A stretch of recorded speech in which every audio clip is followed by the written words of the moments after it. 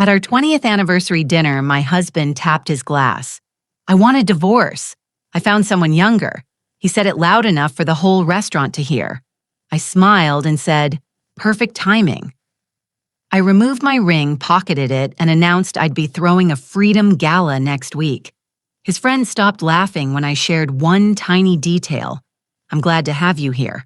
Follow my story until the end and comment the city you're watching from so I can see how far my story has reached. I should have known something was wrong the moment Andre chose Restaurant Bellecourt for our 20th anniversary dinner. In 20 years of marriage, my husband had never once selected an Italian restaurant. He claimed the garlic gave him headaches and the wine made him drowsy. Yet there we sat, surrounded by warm golden lighting and the rich aroma of basil and oregano, at a table he'd specifically requested near the center of the dining room. The restaurant buzzed with conversation and clinking glasses. Couples leaned across intimate tables while families celebrated around larger ones. Everyone seemed genuinely happy to be there. I smoothed my navy blue dress, the one Andre had complimented when we were dating, and tried to shake the uncomfortable feeling that had been growing in my stomach all week. Andre had been different, lately distant. He'd started working later, claiming new projects at his accounting firm. His phone, which used to sit carelessly on counters and tables, now stayed glued to his side. When it rang during dinner, or while we watched television, he'd step into another room to answer. When I asked about it, he'd dismiss my concerns with a wave of his hand. "You're being paranoid, Sylvia," he'd say, not meeting my eyes. "I'm just busy with work." But tonight was supposed to be about us, about celebrating 2 decades together, about remembering why we'd fallen in love when I was 25 and he was 32. I'd even made reservations at the quiet French bistro we'd visited on our first anniversary, but Andre had canceled them without telling me. "I thought we should try somewhere new," he'd said that morning, adjusting his tie in our bedroom mirror. "Somewhere with more atmosphere." The waiter brought our appetizers bruschetta that Andre hadn't touched, and a Caesar salad I was too nervous to eat. My husband kept checking his watch, his leg bouncing under the table in a rhythm that made the silverware tremor slightly. "Are you expecting someone?" I asked, trying to keep my voice light. He looked up sharply, his brown eyes the same ones that used to make my heart race, now cold and distant. "What makes you say that you keep looking around the restaurant and checking the time?" Andre's mouth twisted into something that might have been a smile but felt more like a grimace. "I guess I'm just excited about tonight." The word excited hung in the air between us, heavy with something I couldn't identify. It didn't sound like anticipation for a romantic evening. It sounded like barely contained energy, the kind that comes before doing something you've been planning for a long time. When our entree arrived, Oko for him, chicken piccata for me. Andre suddenly straightened in his chair. He reached for his wine glass, a bold Chianti that had stained his lips a deep red, and stood up. The action was so abrupt that several nearby diners turned to look. "Ladies and gentlemen," he called out, his voice carrying across the restaurant. The conversations around us began to die down as people realized someone was making an announcement. I'd like to make a toast. My stomach clenched. Andre was not the type of man who made public speeches. He was quiet, methodical, the kind of person who preferred to blend into the background at social gatherings. In all our years together, I could count on one hand the number of times he'd even raised his voice in our own home. To my wife, Sylvia. He continued raising his glass higher. The restaurant had fallen completely silent now, all eyes on our table. I felt my cheeks burn with embarrassment and confusion. "We've been married for 20 wonderful years." The word wonderful dripped with sarcasm that made my skin crawl. Several people in the restaurant began to sense that something was wrong. The elderly couple at the table next to us exchanged worried glances. But tonight, Andre said, his voice growing stronger, more confident, "I want a divorce." The words hit me like a physical blow. I actually gasped, my hand flying to my chest, as if I could somehow catch the breath that had been knocked out of me. Around us, the restaurant had become a tomb. Not a single fork clink-ticked against a plate. Not a single glass touched a table. I found someone younger. He announced to the room, still holding his wine glass aloft like he was making a victory speech. Someone who appreciates me. Someone who doesn't spend her days organizing closets and complaining about my work schedule. I stared at him, my mind struggling to process what was happening. This wasn't a nightmare I could wake up from. This was real. My husband of 20 years was divorcing me in front of a room full of strangers, humiliating me in the most public way possible. But even through the shock and pain, something else stirred inside me. Something that surprised me with its clarity and strength. Instead of breaking down, instead of crying or begging or making a scene, I felt an odd sense of calm settle over me. I reached for my own wine glass, my hand steady despite everything that was happening. Standing slowly, I met Andre's eyes across the table. For the first time in months, I saw him clearly not as the man I'd loved and married, but as a stranger wearing his face. Perfect timing. I said, my voice carrying just as clearly as his had. The restaurant remained dead silent, everyone waiting to see what would happen next. I reached for my left hand and slowly, deliberately slid off my wedding ring. The simple gold band Andre had placed there 20 years ago, with shaking hands and tear-filled eyes. The band that had never left my finger, through arguments and illnesses, through good times and bad. I held it up so he could see it clearly, then dropped it into my wine glass, where it landed with a soft clink. "I'll be throwing a Freedom Gala next week," I announced to the room, surprised by the strength in my own voice. "Consider this your invitation to celebrate my liberation from a marriage that's been dead for longer than I cared to admit." Andre's confident smirk faltered. This clearly wasn't the reaction he'd expected. He'd anticipated tears, pleading, maybe even anger, but not this calm acceptance, not this immediate shift into planning my own celebration. A few people in the restaurant began to murmur approvingly. Someone, I think it was a woman at the bar, actually started to clap. Andre's face began to flush red, but not with confidence anymore, with embarrassment. "You're making a scene, Sylvia," he hissed, finally sitting back down. I smiled. Really smiled for the first time in months. "No, Andre, you made the scene. I'm just finishing it." I gathered my purse, leaving my untouched chicken piccata and the ring floating in dark red wine. But before I left, I leaned down close to his ear, close enough that only he could hear what I said next. "You have no idea what you've just said in motion." I whispered, my voice barely audible but steady as granite. "And when you find out, you're going to wish you'd had this conversation privately." As I walked toward the restaurant exit, my heels clicking confidently against the tile floor, I heard Andre call after me. What's that supposed to mean I didn't turn around? I didn't need to see his face to know that for the first time tonight, my husband looked genuinely worried because Andre didn't know about the papers hidden in my jewelry box. He didn't know about the phone calls I'd been making while he was at work. And he definitely didn't know about the one secret I'd been keeping that would change everything. But he would, soon enough. The cool November air hit my face as I stepped outside. And for the first time in months, I felt like I could breathe again. 20 years of marriage was ending. But something else was just beginning. Something Andre never saw coming. Something that would make him understand that choosing to humiliate me in public was the biggest mistake he'd ever made. The drive home from Restore Bell should have been devastating. I should have been crying, shaking, pulled over on the side of the road somewhere, calling my sister or my mother or anyone who might offer comfort.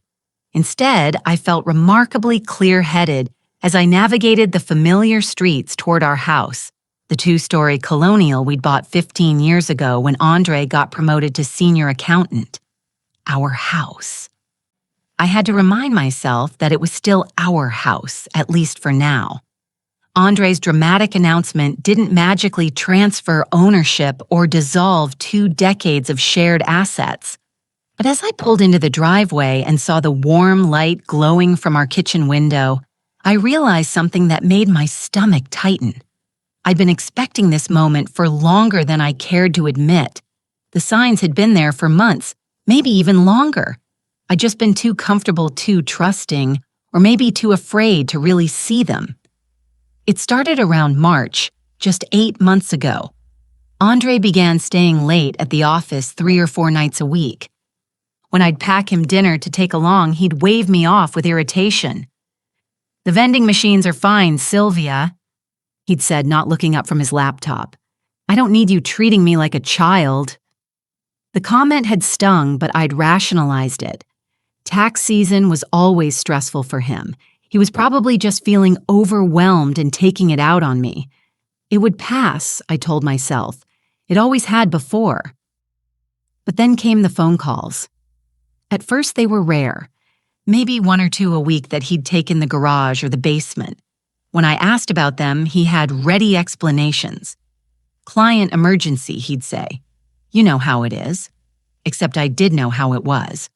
And Andre had never taken client calls at home before. His firm had strict policies about work-life balance, something Andre used to praise about his job. He'd often told me how much he appreciated being able to leave work at work. By June, the calls were coming daily sometimes, multiple times a day. Andre would excuse himself from dinner, from television, from conversations with me, to answer calls that apparently couldn't wait until morning. His explanations became more vague. "Work stuff," he'd mumble, already walking away from me. I started paying closer attention.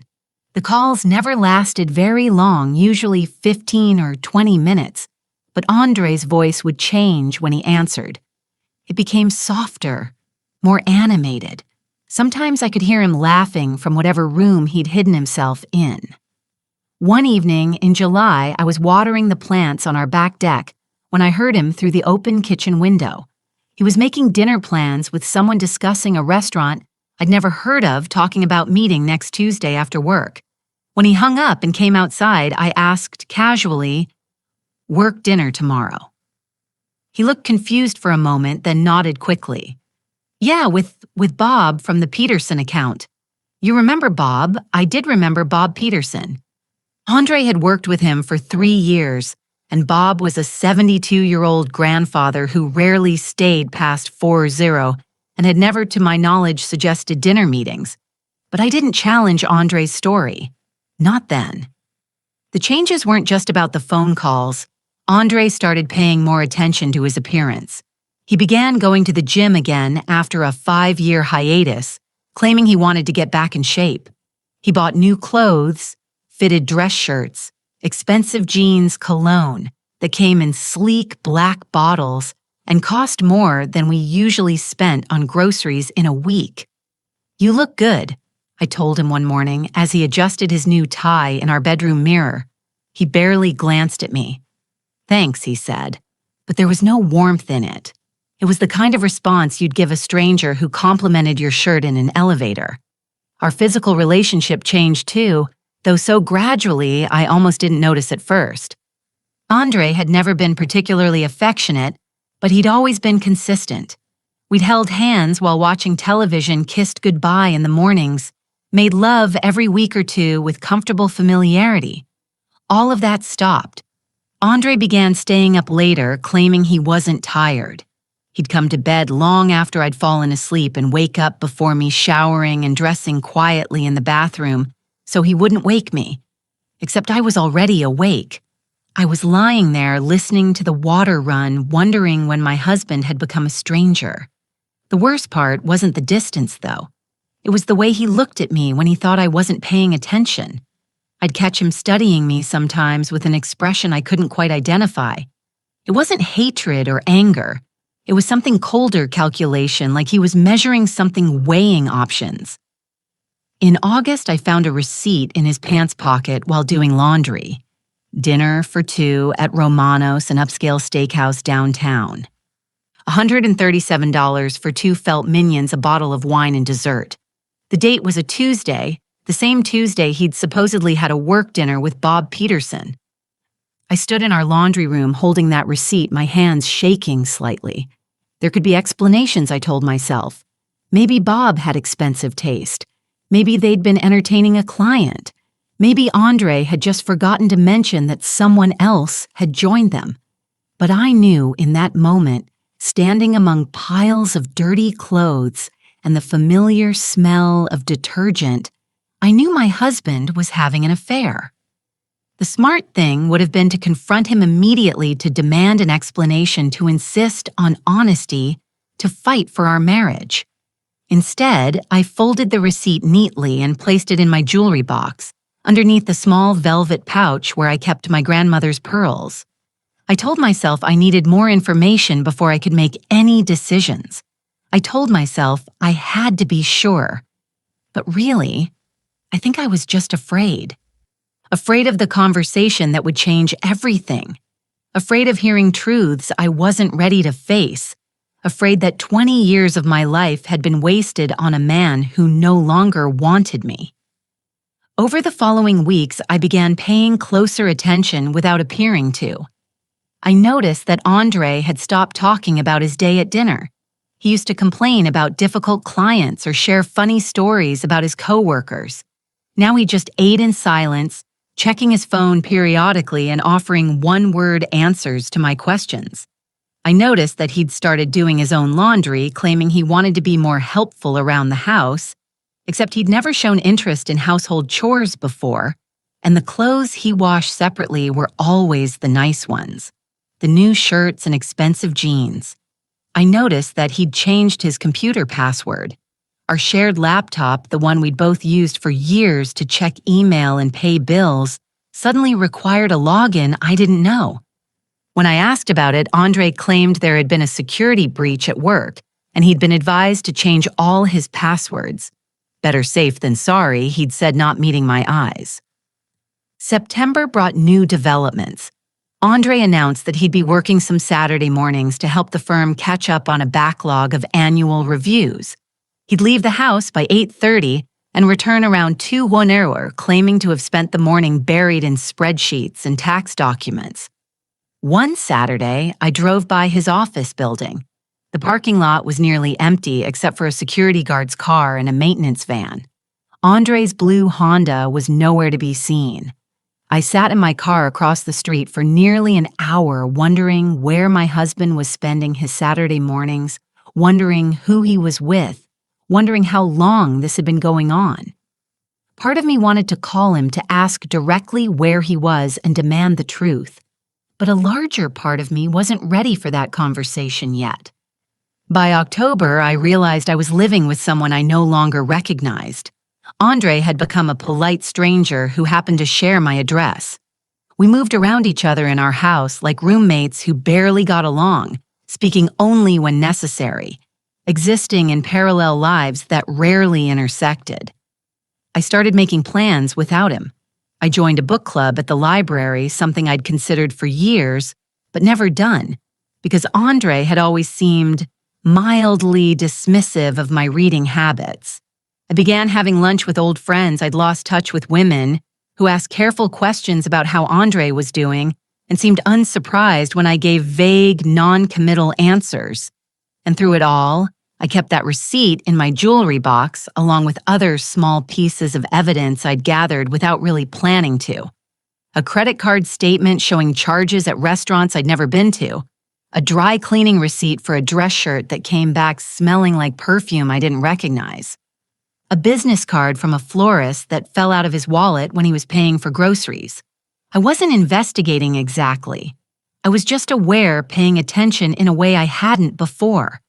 And everything I noticed confirmed what I already knew, but wasn't ready to admit.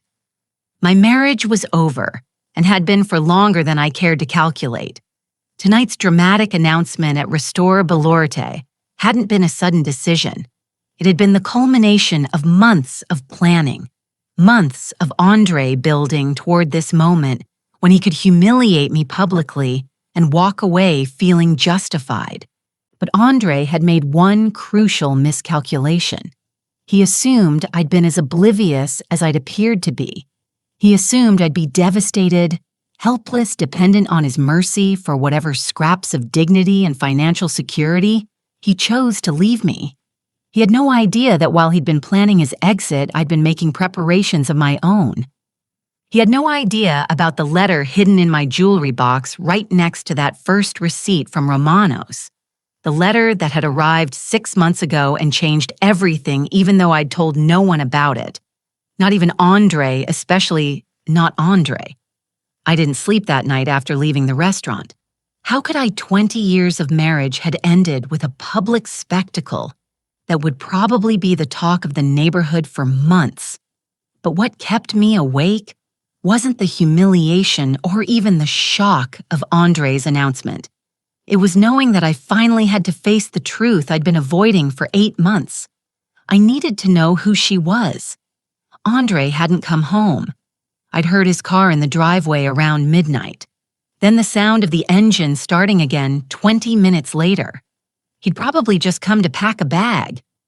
I realized he'd likely been planning this for weeks, maybe even had an apartment lined up somewhere. The thought should have hurt more than it did. I spent the dark hours before dawn sitting at our kitchen table with a cup of coffee that had long since gone cold, staring at the small stack of evidence I'd finally pulled from my jewelry box, the receipt from Romano's steakhouse, the dry cleaning slip that smelled like unfamiliar perfume, the business card from Petals and Stems Florist, and at the bottom of the pile, the letter that had changed everything 6 months ago, even though I'd told no one about it. But first, I needed answers about Andre's mystery woman. The woman he'd chosen over 20 years of marriage, the woman worth humiliating me in front of a restaurant full of strangers. By 7 that morning, I'd made my decision. I got dressed carefully, not in my usual comfortable clothes, but in the black pants suit I wore to important occasions. If I was going to confront my husband's lies, I was going to do it looking like the strong woman I'd forgotten I could be. Andre's office was in a glass building downtown, the kind of modern structure that reflected the morning sun and made everything around it look pale by comparison. I'd been there countless times over the years. Christmas parties, company picnics, the occasional lunch when I happened to be in the area. I knew the layout, knew which elevator bank led to the accounting firm on the 14th floor. I also knew Andre's schedule. He always arrived by 8:15 and spent the first 30 minutes of his day reviewing client files with his morning coffee. He was a creature of habit, something that had once comforted me and now worked to my advantage. I waited in the parking garage until I saw his blue Honda pull into his assigned space. I watched him gather his briefcase and coffee mug, the one I'd given him 2 Christmases ago, with "World's Best Husband" printed on the side. The irony wasn't lost on me. I gave him 15 minutes to get settled, then took the elevator to the 14th floor. The receptionist, a young woman named Jessica, who'd always been friendly to me at company events, looked surprised to see me. "Mrs. Patterson, how nice to see you. Are you here to surprise Andre?" The name hit me like a physical blow, but I managed to keep my expression neutral. Actually, I was hoping to speak with him about something important. "Is he free? Let me check." Jessica picked up her phone, but I held up a hand. "Don't call ahead," I said quickly. "I want it to be a surprise." She smiled and nodded toward the hallway. "He's in his usual office." "You know the way." I did know the way. I'd walked this path dozens of times before usually bringing Andre lunch or stopping by after shopping trips downtown, but this time felt different. Each step felt heavier, more final. Andre's office door was partially open, and I could hear him talking quietly on the phone. I paused just outside, not intending to eavesdrop, but unable to help myself. I know it was hard to watch. He was saying, his voice softer than I'd heard it in months. "But it's over now. She knows, and we don't have to hide anymore." My heart began to pound so hard I was sure it was audible in the hallway. "I love you too," Andre continued. "I should have done this years ago. We both know that." There was a pause. Then he laughed. The same warm, genuine laugh I remembered from our early dating days, but hadn't heard directed at me in longer than I could remember. "Of course, I'm sure," he said. "Sylvia and we've been over for a long time. Last night just made it official. You're the one I want to be with. You're the one I should have chosen from the beginning." I stood frozen in the hallway, listening to my husband declare his love for another woman less than 12 hours after publicly divorcing me. The pain was sharp and immediate, but underneath it was something else. Relief, maybe, or validation that my instincts had been right all along. "I have to go." Andre said, "I have a meeting in 10 minutes, but I'll call you later. Okay, maybe we can celebrate properly tonight." I heard the phone click, then the sound of his chair creaking as he leaned back. This was my moment. I could walk away, pretend I'd never heard any of it, and handle the divorce through lawyers like civilized people. Or I could push open that door and demand answers. I pushed open the door. Andre looked up from his desk, his expression shifting from relaxed contentment to shock, to something that might have been fear. "Sylvia," he said, half rising from his chair. "What are you doing here? I came to talk to my husband," I said, stepping into his office and closing the door behind me, though I'm starting to wonder if I even know who that is anymore. Andre sat back down slowly, his face flushing red. "If this is about last night—" "It's about a lot of things," I interrupted, "including the phone call you just finished, the one where you told someone you love them, the one where you said you should have chosen them from the beginning." He opened his mouth to speak, then closed it again. For a moment, we just stared at each other across his desk.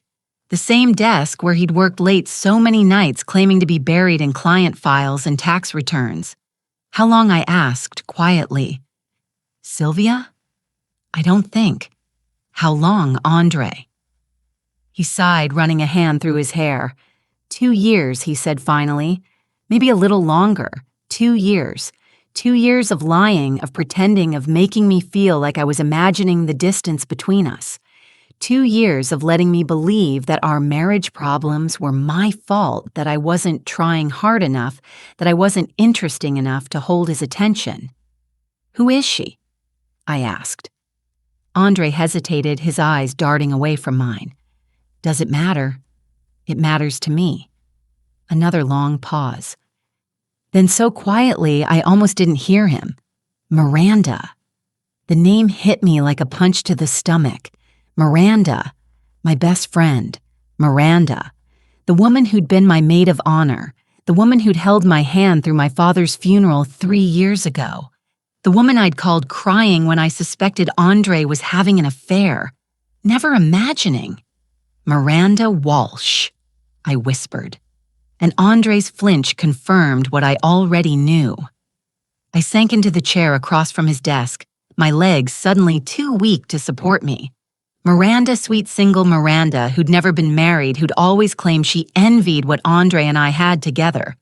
Miranda, who'd been coming to our house for dinner every few weeks, who'd helped me plan Andre's surprise 40th birthday party last year, who'd listened sympathetically when I'd confided my fears that my marriage was falling apart.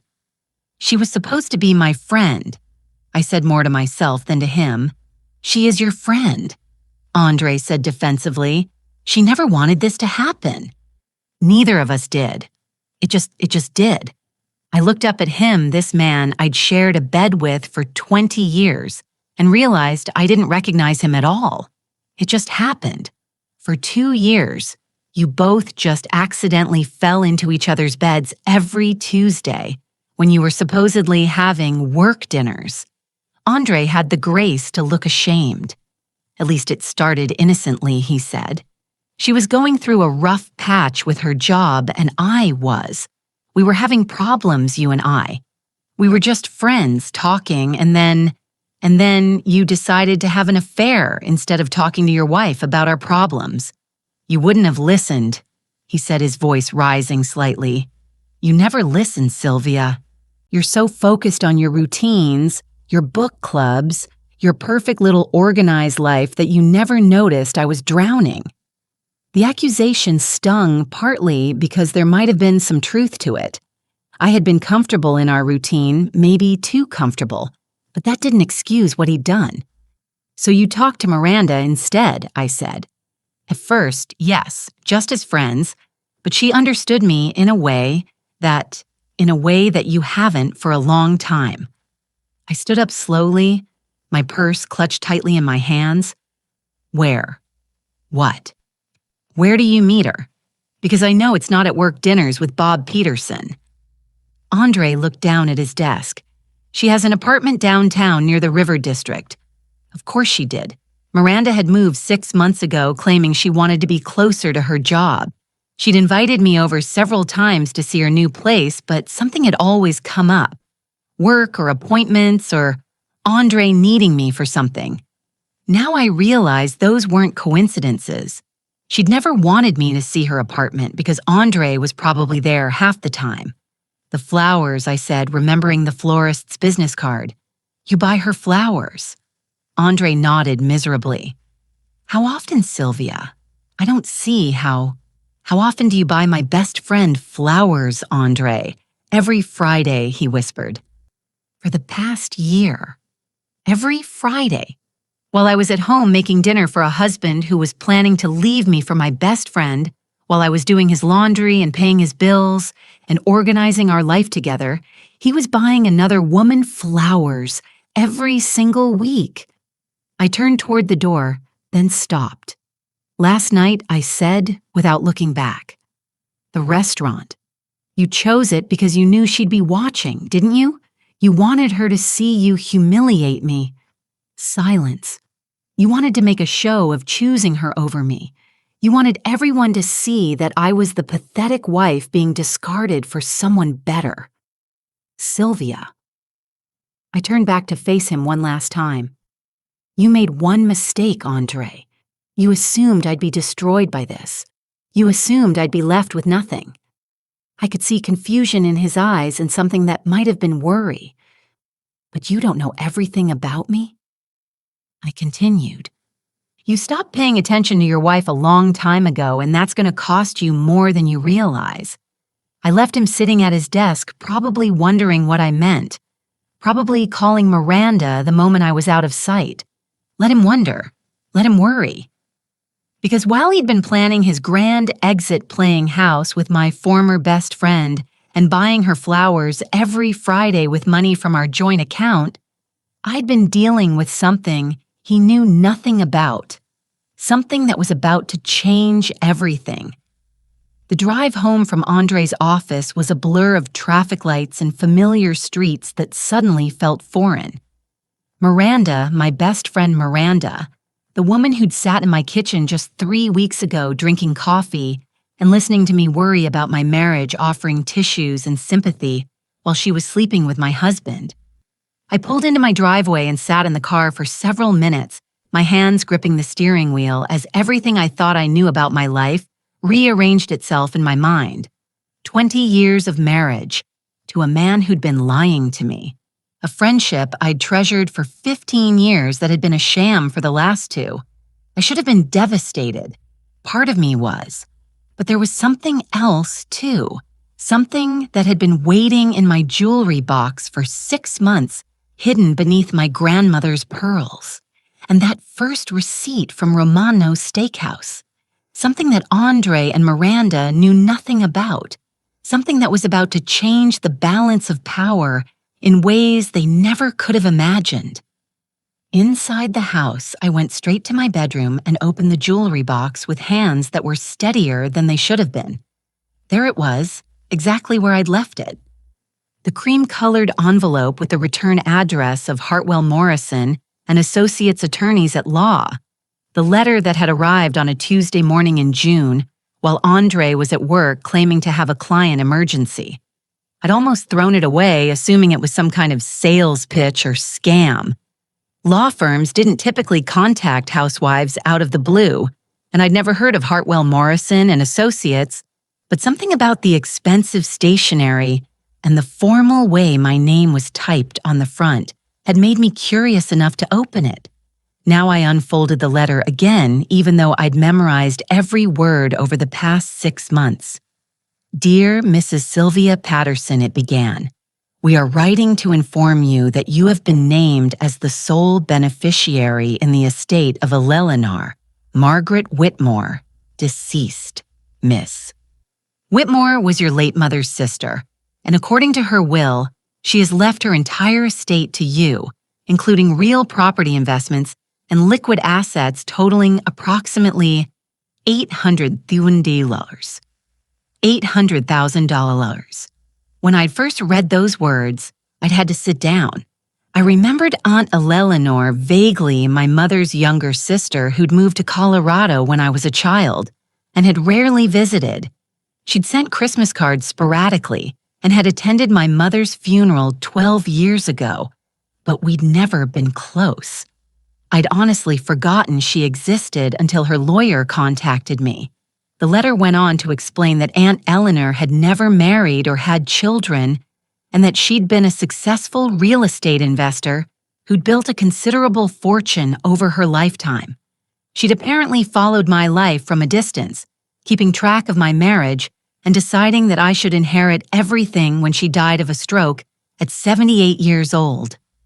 Miss Whitmore left specific instructions that this inheritance was to remain confidential until the recipient chose to reveal it. The letter continued. She believed that sudden wealth could complicate family relationships and wanted you to have time to adjust to your new circumstances privately. Aunt Eleanor had been wise. If I'd announced this inheritance in June, Andre probably would have seen it as joint property in any divorce proceedings. He would have expected to claim half of everything, maybe more. But I'd kept quiet, something telling me to wait to keep this secret until I understood what it might mean for my future. Over the following months, I'd met with Mr. Hartwell several times, always when Andre was at work. I'd learned that Aunt Eleanor's estate included not just liquid assets, but also 2 rental properties in Denver that generated monthly income. I'd inherited financial independence. I'd never dreamed of security that meant I could survive, even thrive, without Andre's modest accountant's salary. I'd also learned something else during those meetings with the lawyer. Mr. Hartwell had asked careful questions about my marriage, about my husband's involvement in our finances, about whether I felt safe and supported at home. At the time, I'd thought his questions were odd, maybe overly personal. Now I realized Aunt Eleanor must have left instructions for him to ask them. Somehow she'd sensed that her niece might need an escape route. The irony was perfect. While Andre had been planning his exit strategy, buying flowers for another woman, and preparing to humiliate me publicly, I'd been sitting on enough money to disappear entirely if I chose to. While he'd been assuming I'd be left helpless and dependent on whatever scraps he chose to leave me, I'd been quietly meeting with financial advisors and learning about investment portfolios. And the best part, under Colorado law, inheritances received during marriage were considered separate property, not marital assets. Even if Andre tried to claim half of everything in the divorce, he had no legal right to Aunt Eleanor's money. It was mine completely and entirely. I picked up my phone and dialed Mr. Hartwell's direct number. He answered on the second ring. "Mrs. Patterson," he said warmly. "How are you doing?" "I've been better," I admitted. "But I think it's time to make some changes."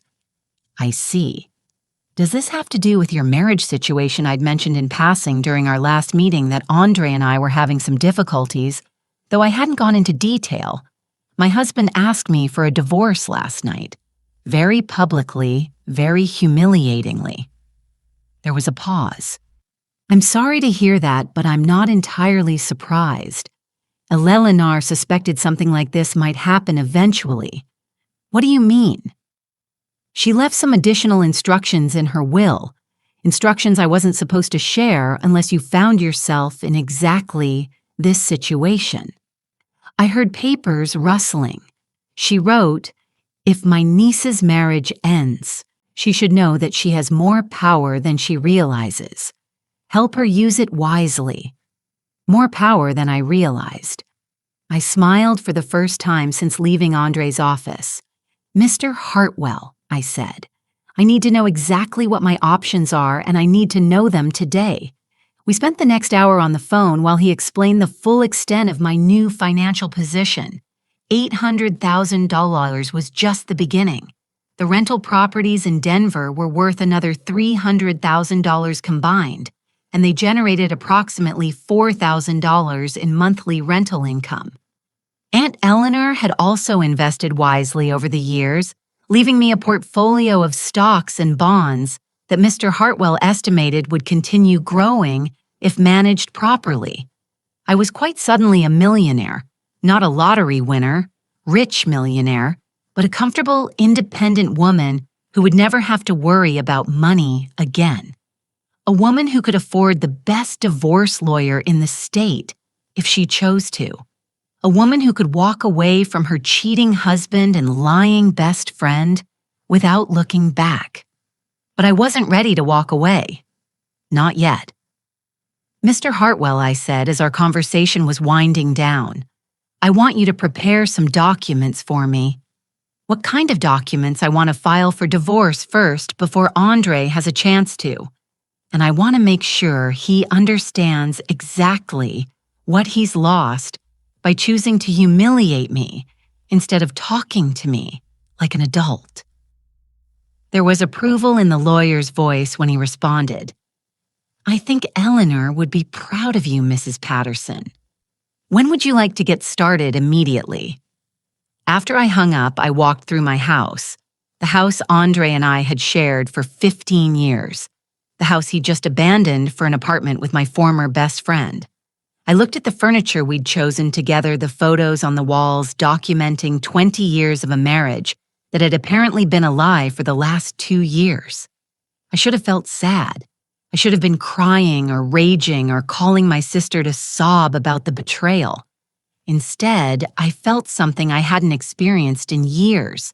Excitement not about the money, though that certainly changed things. Excitement about the possibilities ahead of me. About the life I could build without a husband who took me for granted and a best friend who'd been stabbing me in the back. My phone buzzed. A text from Miranda. "Sylvia, honey, I heard about last night. I'm so sorry. Call me if you need anything. I'm here for you." I stared at the message for a long moment, then deleted it without responding. Let her wonder. Let her worry about whether I suspected anything. Let her spend the next few days pretending to be my supportive friend while sleeping with my soon-to-be ex-husband. She had no idea what was coming. Neither of them did. I went back to my jewelry box and pulled out one more thing. Aunt Eleanor's ring, a simple band with a small sapphire that Mr. Hartwell had delivered along with her letter. I'd never worn it, saving it for some special occasion that had never seemed to arrive. I slipped it onto my right hand now, where it caught the afternoon light streaming through my bedroom window. It felt like a promise, or maybe a reminder. I wasn't the helpless, discarded wife Andre thought he was leaving behind. I was Eleanor Whitmore's niece. I was a woman with resources and options, and for the first time in years, a clear sense of what I wanted to do with my life. And what I wanted to do was make sure Andre and Miranda understood exactly what they'd thrown away when they chose to humiliate me instead of being honest with me. The game was about to change, and this time I held all the cards. I had exactly 4 days to put my plan into motion before Andre would start wondering why I hadn't fallen apart. 4 days before he and Miranda would expect me to come crawling back, begging for scraps of their mercy and whatever financial support they felt, generous enough to provide. They had no idea what was coming. Mr. Hartwell worked quickly. By Thursday afternoon, I had divorce papers filed and ready to be served. By Friday morning, I'd opened new bank accounts and transferred the inheritance funds into accounts that had only my name on them. Andre had always handled our joint finances, assuming I was too scattered or disinterested to pay attention to money matters. That assumption was about to cost him dearly. I spent Friday afternoon at Petals and Stems, the florist whose business card I'd found in Andre's wallet. The owner, a middle-aged woman named Carol, recognized me immediately when I described the weekly flower orders. "Oh, yes," she said with a sympathetic smile. "Your husband's been ordering arrangements for his friend every Friday for about a year now. Always roses, always expensive ones. Usually runs him about $75 to $80 each time. $75 to $80 every week for a year meant Andre had spent nearly $4,000 of our joint money buying flowers for my best friend. $4,000 while he'd been telling me we needed to cut back on our grocery budget. "I'd like to place an order," I told Carol, "for delivery today." "Of course. What would you like to send?" I smiled. A dozen black roses with a very specific note. Carol raised an eyebrow but wrote down my instructions without comment. I paid with my new credit card, the one connected to my inheritance account, and gave her Miranda's address, the address Andre had finally admitted to when I'd cornered him in his office. The note I'd written was simple. "For someone who collects other people's husbands, enjoy your prize." S. By 6:00 that evening, my phone was buzzing constantly. First Andre, then Miranda, then Andre again. I let every call go to voicemail, finally turning the phone off entirely. Let them panic. Let them wonder what I knew and what I planned to do about it. I spent Friday night in my house.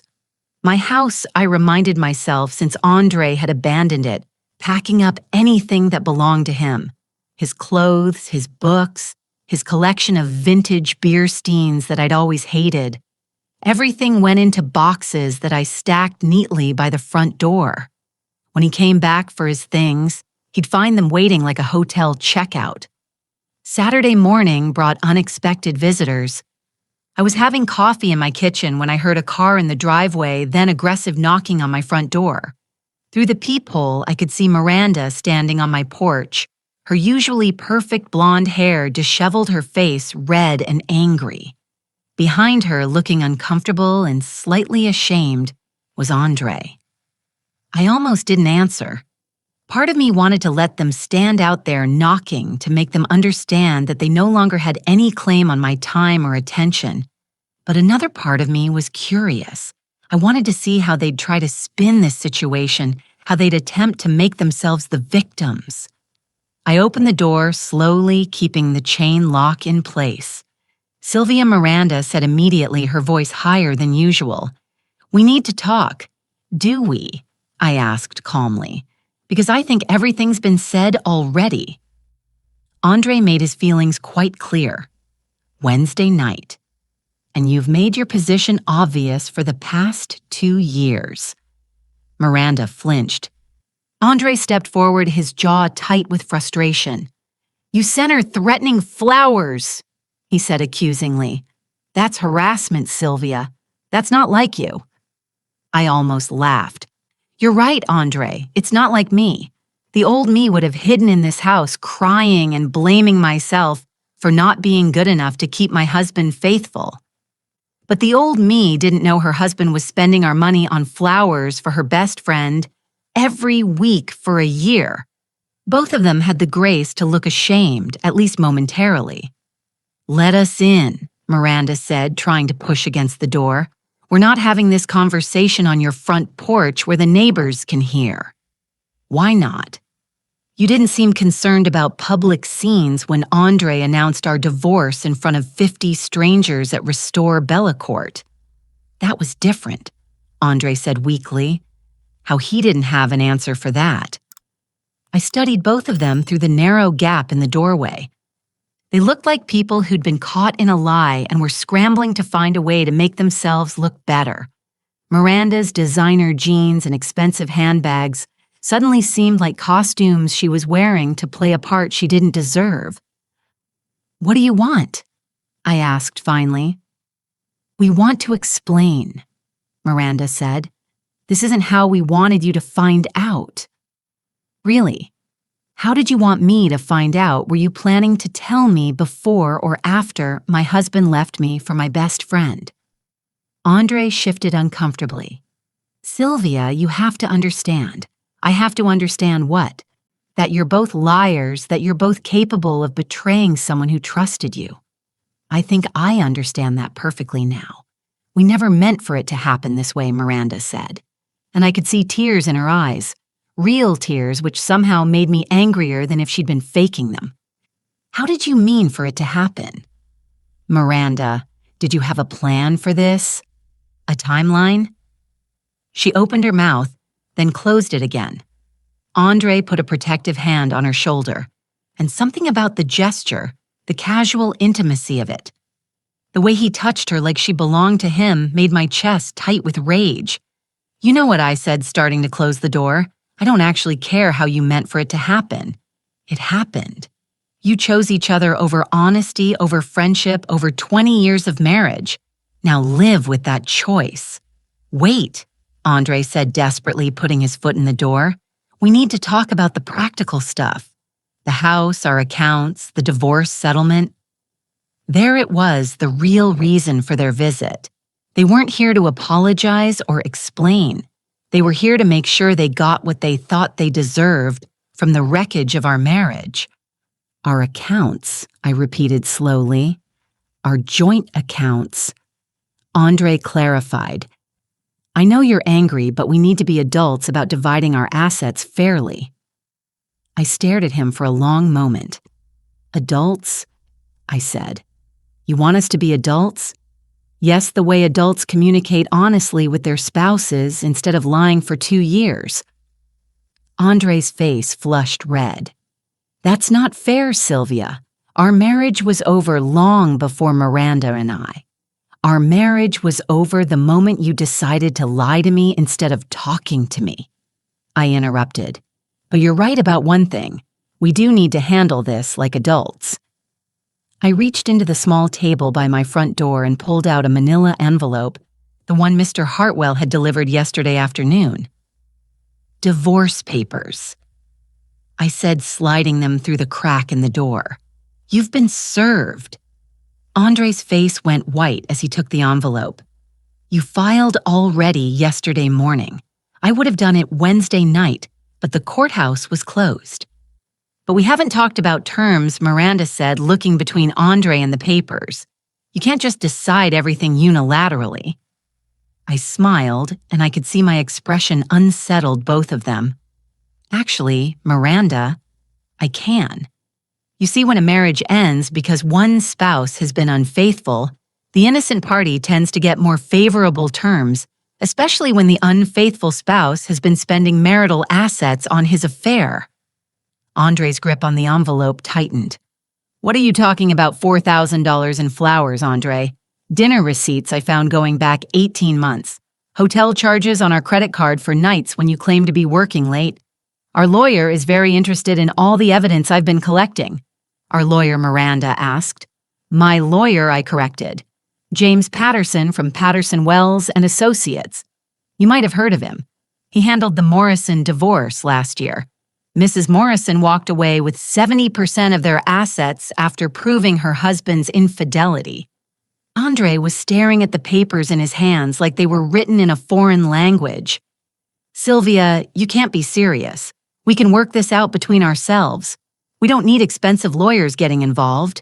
We needed honest communication, Andre. We needed you to be faithful to your marriage vows. We needed a lot of things that we're not going to get. So yes, we need lawyers now.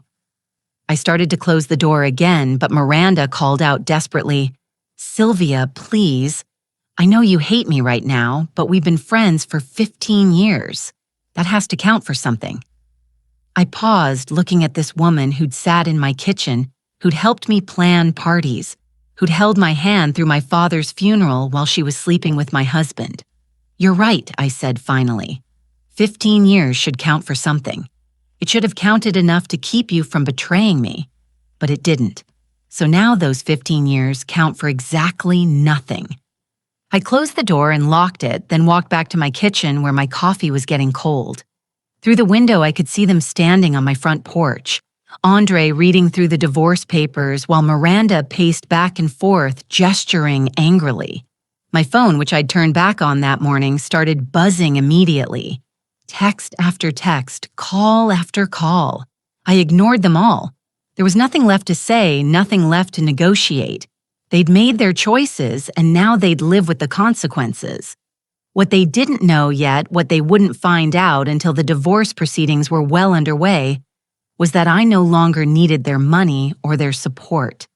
I no longer needed to fight for half of Andre's modest accountant salary or a share of our joint savings account that contained less than $20,000. I had my own money now, more money than Andre would see in a lifetime of processing tax returns. And the best part was none of it was marital property. None of it was subject to division in our divorce. I was about to become a very wealthy single woman, and Andre was about to discover that the wife he'd taken for granted for 20 years had been far more valuable than he'd ever realized. But first, I had one more surprise for them. One final move that would make sure they understood exactly what they'd lost when they chose betrayal over honesty. The game was almost over, and I was about to play my winning hand. The divorce proceedings moved faster than Andre had expected. Mr. Patterson, no relation to Andre, which seemed like poetic justice, was everything Andre's overpriced lawyer wasn't.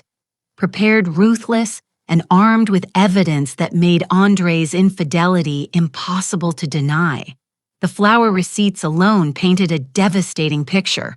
$75 to $80 every Friday for 52 weeks added up to nearly $4,000 of marital funds spent on another woman.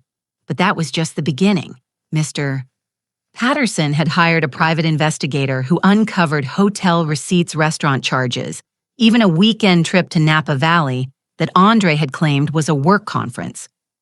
Your client spent approximately $18,000 of marital funds on his extramarital affair over the past 2 years, Mr. Patterson informed Andre's lawyer during our first settlement meeting. Mrs. Patterson is seeking full reimbursement of those funds, plus damages for emotional distress. Andre's lawyer, a nervous young man who kept adjusting his glasses, shuffled through his papers uncomfortably. My client disputes some of these charges. Some of these dinners could have been legitimate business expenses at Romano's Steakhouse. Mr. Patterson raised an eyebrow. With a woman who isn't employed by his firm on nights when his wife believed he was working late at the office. The room fell silent except for the sound of Andre shifting in his seat. Across the conference table, he looked smaller than I'd ever seen him. Gone was the confident man who'd made his dramatic announcement at Restore Belle Court. In his place sat someone who was beginning to realize that his carefully planned exit wasn't going to be as clean as he'd hoped. Furthermore, Mr. Patterson continued, Mrs. Patterson is seeking spousal support in the amount of $3,000 per month for the next 5 years, given that she sacrificed career advancement to support her husband's career throughout their 20-year marriage. Andre's lawyer nearly dropped his pen. $3,000. My client only makes $60,000 a year before taxes. That's completely unreasonable. I watched Andre's face as the numbers sank in. $3,000 a month would leave him with barely enough to cover his own basic expenses, especially if he was planning to maintain an apartment with Miranda. The comfortable life he'd imagined with his younger girlfriend was evaporating before his eyes. Perhaps your client should have considered the financial implications before engaging in a 2-year affair, Mr. Patterson said coolly. Adultery has consequences, gentlemen. The meeting lasted 3 hours. By the end, Andre looked like he'd aged 10 years. His lawyer was promising to review our demands and respond within a week, but we all knew they had very little room to negotiate. The evidence was overwhelming, and Colorado law wasn't particularly sympathetic to cheating spouses. As we gathered our papers to leave, Andre caught my eye across the table. "Sylvia," he said quietly. "Can we talk privately for a minute?" Mr. Patterson started to object, but I held up a hand. "5 minutes," I said. "That's all." When the lawyers left the conference room, Andre slumped in his chair like a deflated balloon. "This isn't what I wanted," he said, not meeting my eyes. "I never wanted to hurt you financially." I studied his face, looking for any sign of the man I'd fallen in love with 25 years ago. "What did you want, Andre?" I wanted to be happy. I wanted to be with someone who made me feel alive again. And you couldn't talk to your wife about feeling dead in our marriage. He finally looked up at me. "Would you have listened?" The question caught me off guard because there might have been some truth to it.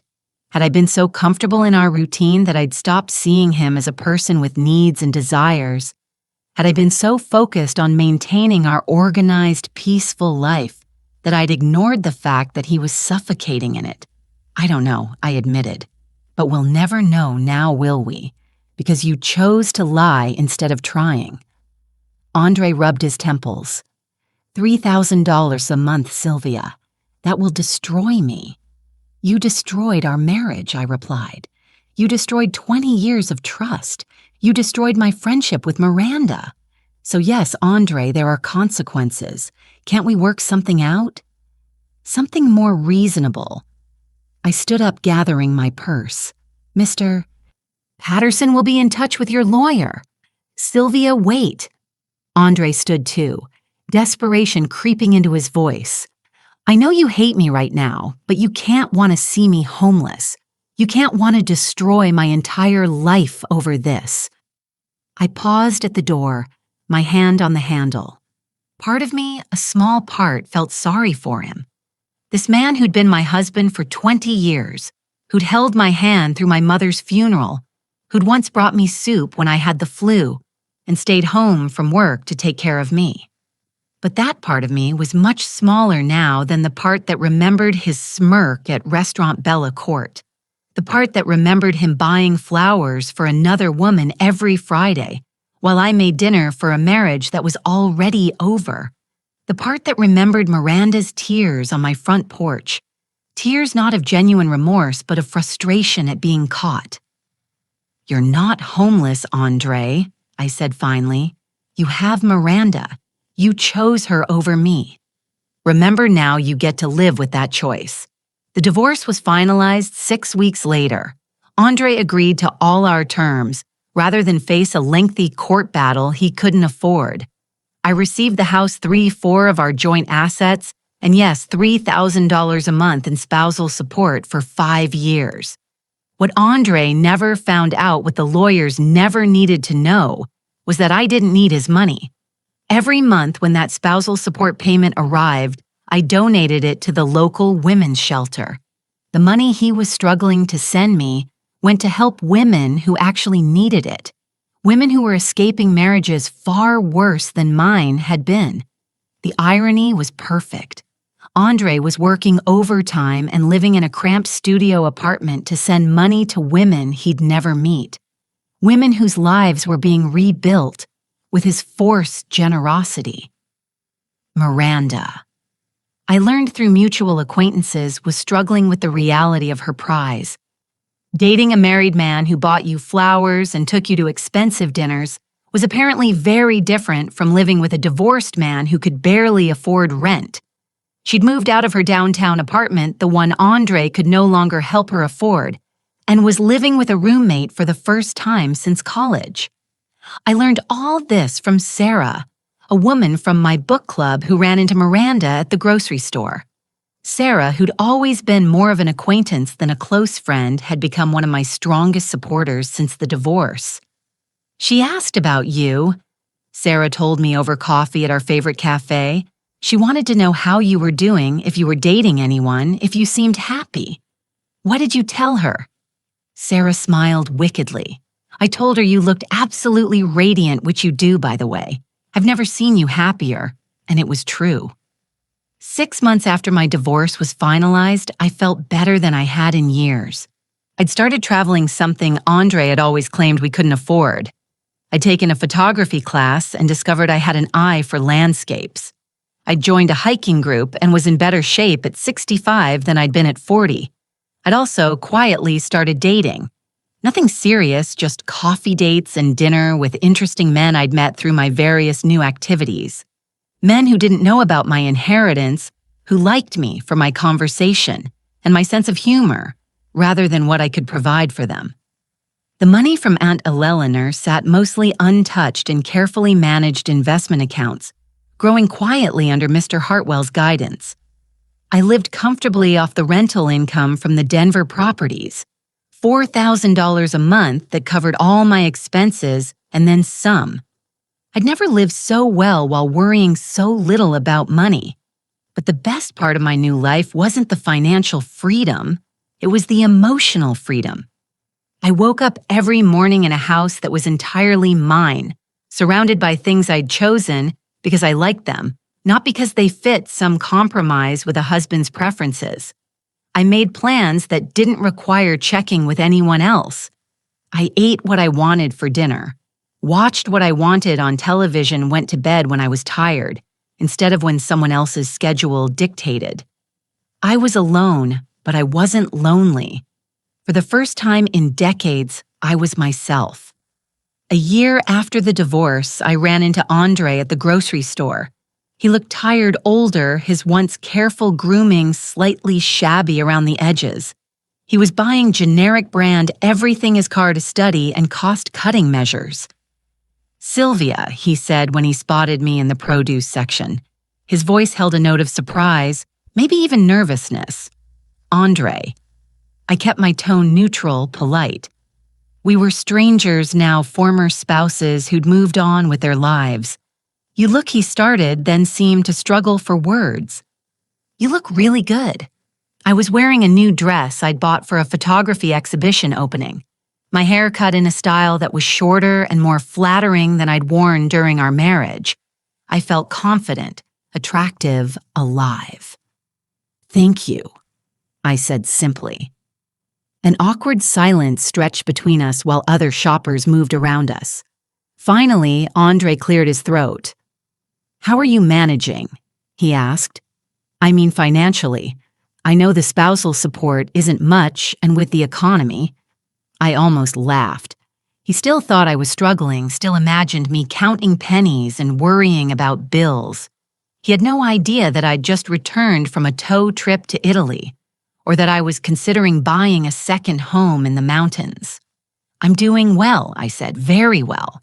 Actually, something in my tone must have puzzled him because he frowned slightly. That's good. I'm glad to hear it." Another silence then, because I was curious. "How are you and Miranda?" His face fell slightly. We're working things out. It's been an adjustment." An adjustment. That was one way to describe discovering that the affair that seemed so exciting and romantic became much less appealing when it turned into paying bills and doing laundry and dealing with everyday life in a studio apartment. "I hope you're both happy," I said and meant it.